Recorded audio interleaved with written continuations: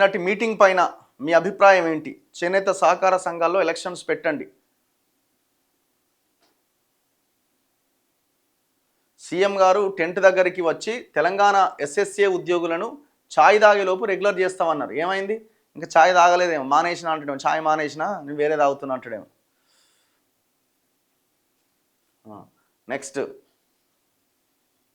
Budget చూసారా? ఆంధ్రాది ఈసారి మొత్తం ఎడ్యుకేషన్కి 18% ఇచ్చారు. మోర్ దెన్ 50,000 crores ఎలకేట్ చేశారు.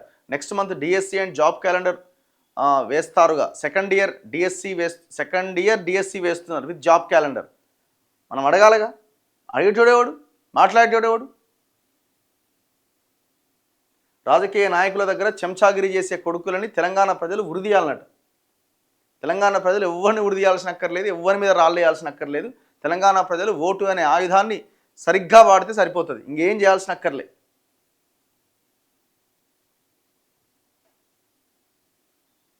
రాజగోపాల్ రెడ్డి గారు ఈజ్ ఏ గుడ్ లీడర్ అట. తిట్టేటోళ్ళు ఉన్నారు, పొగేటోళ్ళు ఉన్నారు ఇంట్లో. రఘుభాయ్ కోవాబన్ లొల్లేంది అయిపోయింది. కాంగ్రెస్కు గెలుపుతో బలుపు పెరిగింది. మళ్ళీ బీజేపీకి వెళ్తావా అన్న? ఇప్పుడు ఎన్ని ఉన్నాం మరి? ఇప్పుడు ఎన్ని అన్ని కండవాలు కప్పుకొనే ఉన్నాం మనం. ఎందుకంటే బీజేపీ ఆయనకేమో కాంగ్రెస్ గురించి ఏమన్నా చిన్నది ఏదైనా పాజిటివ్ లైన్ ఒకవేళ అనిపిస్తే ఈయనకు నచ్చదు, ఈయనంటే ఆయనకు నచ్చదు. ఇట్లాంటి కామెంట్సే ఉంటాయి ఇందులో. మనం ఏ పార్టీకి అనుకూలంగా లేము, వ్యతిరేకంగా లేము. అన్ని పార్టీలని సమదూరంలో సమదృష్టితో చూస్తున్నాం. అన్న ఈ యూరియా పరిస్థితి ఏంటి?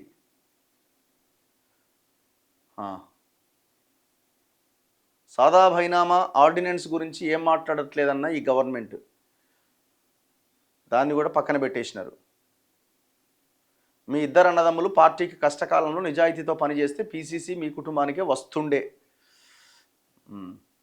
నెక్స్ట్ నైని బొగ్గు బ్లాక్ ఇష్యూ ఏమైంది? ఆ నైని బొగ్గు బ్లాక్ ఇష్యూ టెండర్లు రద్దు చేసిరు కదా. యాక్చువల్గా అది ఈయన కాదు, రాజగోపాల్ రెడ్డి కాదు. అది ఆయన ఎవరు? కోమటిరెడ్డి వెంకటరెడ్డి వాళ్ళ బ్రదర్. అంటే రాజగోపాల్ రెడ్డి ఇంకొక అన్న అనిల్ కుమార్ రెడ్డి. కోమటిరెడ్డి వెంకటరెడ్డి ఏమో అనిల్ రెడ్డికి రావాలనేది ప్రయత్నం, వాళ్ళ బ్రదర్. ఈయన కాదు. ఈయనదేమో సుషి ఇన్ఫ్రా, ఆయనదేమో సుషి హైటెక్ ప్రాజెక్ట్స్ అని వాళ్ళ బ్రదర్ది. సో ఆయన ఆ మైనింగ్ బ్లాక్ రావడానికి ప్రయత్నం చేసిండు. ఏదో సుమన్ టీవీనా ఐ డ్రీమ్స్ దాంట్లో చెప్పిండు కదా, 30,000 కోట్లు తెలంగాణ ప్రజల ఆస్తిని నేను కాపాడగలిగిన అని. అంటే అక్కడ కుంభకోణం జరిగింది, బట్టి విక్రమార్క అటు ఇటు చేసినని కోమటిరెడ్డి వెంకటరెడ్డే చెప్పిండు. మళ్ళీ అది ఎవరికి ఇస్తారు ఏందన్నది చూడాలి.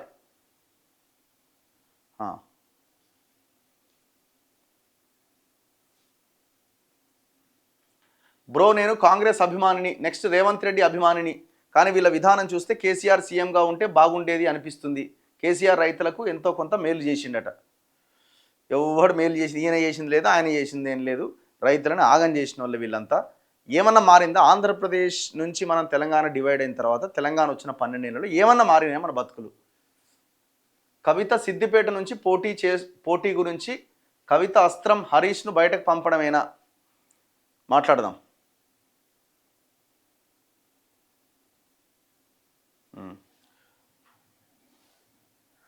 మళ్ళీ బీజేపీ పిలిస్తే వెళ్తావా రాజగోపాల్ రెడ్డి గారు? ఆయన అడుగుతున్నావా? ఓకే, ఇంకేం పోతాడు మళ్ళీ? ఇళ్ళ కళ్ళకి పోతే మళ్ళీ ఆగమవుతాడు. రఘు గారు రాహుల్ గాంధీ ఈ లైవ్ చూస్తే మిమ్మల్ని తెలంగాణ అధ్యక్షుని చేస్తాడు. మీకున్న బాధ తెలంగాణ కాంగ్రెస్ నాయకులకు ఇంచు కూడా లేదట. కాంగ్రెస్ పార్టీ నిరుద్యోగులను మోసం చేసిన పార్టీ.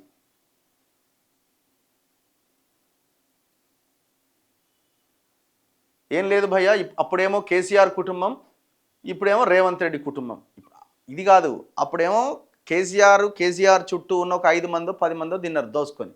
ఇప్పుడు ఏంటంటే 40-400 మంది తింటున్నారు, 40 మందో 400 మందో తింటున్నారు. గంతే. అవినీతి ఎక్కడ ఆగలేదు, అద్భుతంగా జరుగుతున్నది, అద్భుతంగా నడుస్తున్నది, అద్భుతంగా భూములు కబ్జాలు చేస్తున్నారు. అవతలోడు భూములు కబ్జా చేస్తే వాడిని బెదిరించి వాని దాంట్లో సగం మింగుతున్నారు, వానికి కొంత ఇచ్చి. తప్ప అవినీతి అనేది ఎక్కడా ఆగలే. చేతగాని ప్రతిపక్షం ఉంటే అధికార పార్టీనే శభాష్ అంటారు కదా. ఇది 100% మీరు చెప్పింది, రవీందర్ గౌడ్ గారు చెప్పింది 100% కరెక్ట్. చేతగాని ప్రతిపక్షం ఉంటే అధికార పార్టీనే శభాష్ అంటారు. చివరికి ఎలక్షన్స్ వచ్చే సమయానికి ఆ అధికార పక్షం మీద విపరీతమైన వ్యతిరేకత వచ్చిందనుకోండి, ఎవడో ఒకడని చెప్పి ఆ చేతగాని ప్రతిపక్షం అయినా సరే వాళ్ళని అధికారంలో కూర్చోబెడతారు. కాంగ్రెస్ చేసింది అదే. కాంగ్రెస్ కూడా అప్పుడు చేతగాని ప్రతిపక్షమే, వాళ్ళేం కొట్లాడింది చేసింది ఏం లేదు.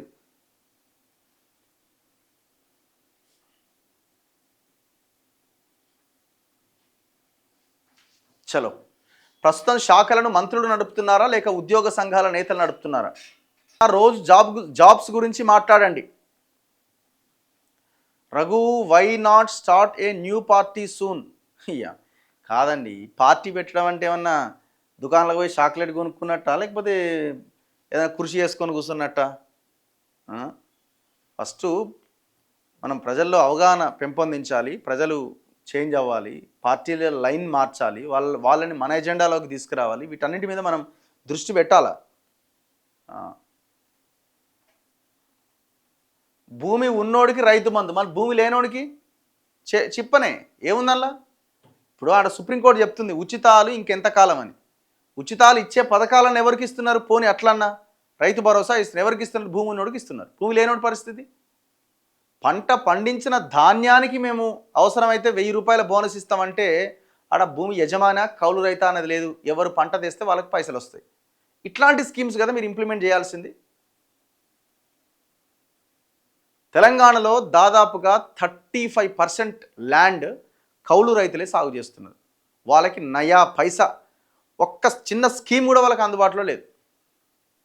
2011 కౌలు రైతుల చట్టం అనేది ఒకటి ఉన్నది ఈ రాష్ట్రంలో. ఆ చట్టాన్ని కూడా కనీసం ఇంప్లిమెంట్ చేస్తలేరు. అన్న ఎకరాల భూమి ఉన్నవానికి రైతు బంధు అన్ని డబ్బులు ఇస్తున్నారు, భూమి లేని పేదవాని కోసం ఎవడు ఆలోచిస్తలేడు. అదే ఇప్పుడు నేను మాట్లాడుతున్నది కూడా. కౌలు రైతులకు కూడా మేము రైతు భరోసా ఇస్తామని కాంగ్రెస్ మేనిఫెస్టోలో పెట్టింది. అసలు కనీసం గుర్తుందా నాయన మీకు? ఎక్కడ పెట్టిరు, మేమే ఇచ్చినామన్న కనీసం ఆలోచన ఉన్నదా మీకు? అన్న ఒకప్పుడు మీరు లావుగా ఉండేవాళ్ళు, ఇప్పుడు సన్నగా అయ్యారు, మీ డైట్ ప్లాన్ చెప్పండి, మాకు యూజ్ అవుతుంది. ఏం లేదు, తక్కువ తినుర్రి, ఏముండదాడ. మనం కూడా పెరుగుతుంటాం తగ్గుతుంటాము, కానీ తక్కువ తినాలి. చాలామంది అనుకుంటారు ఏంటంటే నాన్ వెజ్ తింటే మేము లావ్ అవుతున్నామేమో అనుకుంటారు. అదంతా ట్రాష్. అది మనం ఏం చేస్తామంటే వెజ్ నాన్ వెజ్ ఉన్నప్పుడు మీరు రైస్ ఎంత తింటారో మీరు ఒకసారి చెక్ చేసుకోండి. నాన్ వెజ్ ప్లేట్లో కనబడంగానే పోతూనే ఉంటుంది. ఆడ ఆడ ఆడ ఆడ ఎవరిని మన బాడీని నాశనం చేస్తుందంటే వైట్ రైస్. సో ఆ వైట్ రైస్ మీద ఫోకస్ చేయండి, ఆటోమేటిక్గా వెయిట్ తగ్గుతారు. ఛాయ్లు కాఫీలు ఇవన్నీ బంద్ చేయండి. సో సాయంత్రం 6-7 గంటల లోపు, మ్యాక్సిమం 8 లోపు మీరు డిన్నర్ చేసేలాగా ప్లాన్ చేసుకోండి. సో ఇట్లాంటివి కొన్ని చేంజెస్ చేస్తే చాలా అద్భుతంగా ఉంటుంది. అట్లీస్ట్ ఒక 30-40 నిమిషాలను నడిచే ప్రయత్నం చేయండి, ఈజీగా తగ్గుతారు. అసలు వైట్ రైస్ టోటల్గా కొందరైతే 3 పూటలు తింటుంటారు. మనం ఎంత లోపలికి పోతే అంత ఇదవుతున్నట్టు లెక్క. నాన్ వెజ్ ఇక్కడ కల్ప్రిట్ కాదు. నాన్ వెజ్ మానేయమని ఎవడని చెప్తే అస్సలు మానేయకండి. నాన్ వెజ్ తగ్గిస్తే నిన్న మొన్న నాన్ వెజ్ తిని అందుకే లావ్ అవుతున్నా, అంత చెత్త అది. సో నాన్ వెజ్ మంచిగా తినండి, వైట్ రైస్ వైట్ తగ్గించండి, షుగర్ సాల్ట్ వైట్ రైస్ ఈ మూడింటిని కంట్రోల్ చేయండి. ఆటోమేటిక్గా చేంజెస్ వస్తాయి మన బాడీలో.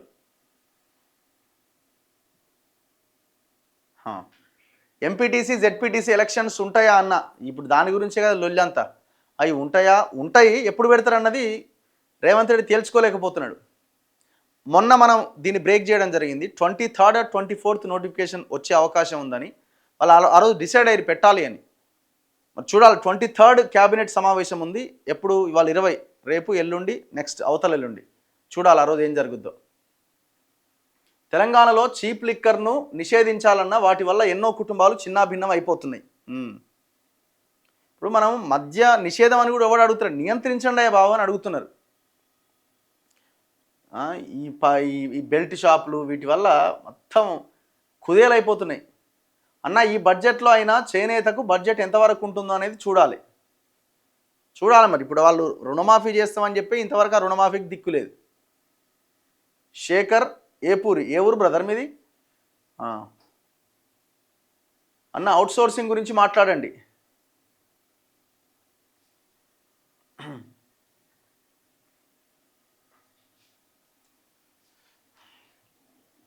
Please talk to milk bills అట. ఈ పాల బిల్లులు వస్తలేవట. ఇప్పుడు నాకు అర్థం కాని విషయం ఏంటంటే హైదరాబాద్లో 1,00,00,000 లీటర్ల పాలు కావాలా? 1,00,00,000 లీటర్ల పాలకి 50-60 లక్షల లీటర్లే ఉన్నాయి. మరి ఇప్పుడు ప్రొడక్షను తక్కువ ఉన్నది, వినియోగం ఎక్కువ ఉన్నది. మరి జనాలు ఎవరన్నా దాన్ని ఏమైనా ఉద్దరకు కొంటున్నారా పాలు? ఎవరి కాళ్ళు పైసలు ఇచ్చే కొంటున్నారు. మరి పబ్లిక్ పైసలు ఇచ్చి పాలు కొంటున్నప్పుడు మరి ఆ డైరీలు ఎందుకు ఎక్కడ ఏ రైతు దగ్గర నుంచి అయితే పాలు కొంటున్నారో వాళ్ళకి సరైన టైంకి పైసలు ఇస్తలేరు? అంటే మధ్యలో ఉన్న ఈ వ్యవస్థ, ఈ పాలక వ్యవస్థనే ఈ ఈ మోసానికి పాల్పడుతున్నది. చివరికి మదర్ డైరీలు, ఈ విజయ ఇవి కూడా లాస్లో నడుస్తాయి. ఎంత దౌర్భాగ్యమైన విషయం అంటే చివరికి వాటికి సంబంధించిన ఆస్తులు కూడా అమ్ముకోవాల్సిన పరిస్థితి. ఇవాళ మదర్ డైరీ పరిస్థితి ఏంది?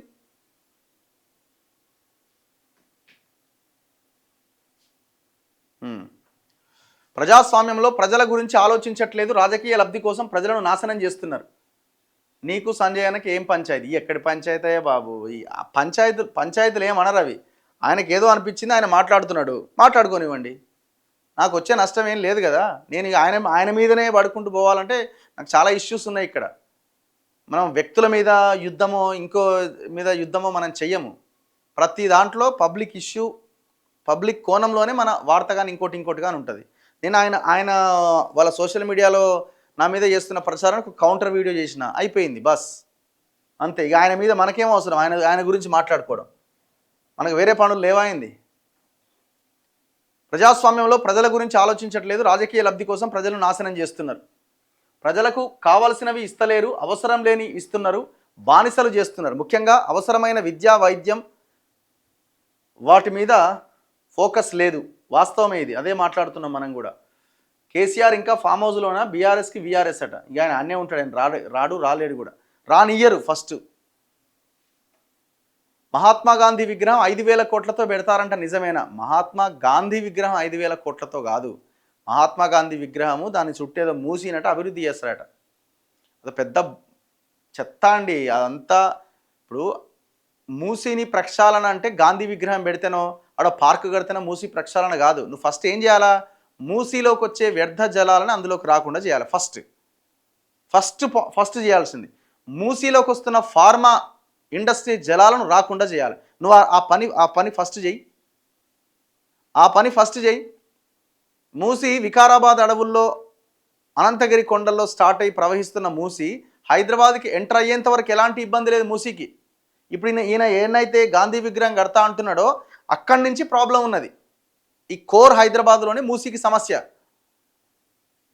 నువ్వు దాంట్లోకి ఆ వెళ్తున్న వ్యర్థ జలాలు వెళ్లకుండా ఫస్ట్ ఆ ప్రయత్నం చేయి. ఆ నీళ్ళని దారి మళ్లించే ప్రయత్నం చేయి. ఈ 5,000 కోట్లు ఆడ ఖర్చు పెట్టు. ఆడ పార్క్ కట్టి గాంధీ విగ్రహం పెడితే ఏమొస్తుంది? గాంధీ విగ్రహం పెట్టమని ఇప్పుడు మీకు షోలు వచ్చి చెప్పిండా? ఏమవుతుంది గాంధీ విగ్రహం పెట్టకపోతే? గాంధీ విగ్రహం కోసం 5,000 కోట్లు కాదు, మొత్తం ఆయన ఏదైతే అనుకుంటున్నాడో వాడు ఏం చేయాలని అంత దానికి 5,000 కోట్లు అప్పు తెస్తున్నాడు. రఘు గారు ఇగ్నైట్ కాలేజ్ ఫీ విషయంలో ఇబ్బంది పెడుతున్నదట. బీజేపీ అధ్యక్షుని ఇంటర్వ్యూ చేయండి ఖచ్చితంగా. అంబేద్కర్ స్టాచ్యూ విజిటింగ్ ఎందుకు లేదు? వచ్చే ఎన్నికల్లో బీఆర్ఎస్ ప్రభుత్వం వస్తుందట. అంతే, ఇక ఈడిపోతే వాడు పోతే వీడని అనుకోవాల్సిన పరిస్థితి మనది. మనము పార్టీలు ఏది వస్తుంది ఏందనేది పక్కన పెడదాం, అసలు మనం ఏం చేయాలన్న దాని మీద ఫోకస్ చేద్దాం. ఎన్హెచ్ఎం ఎంప్లాయీస్ శాలరీస్ పెండింగ్లో ఉన్నాయట. MPTC ZPTC election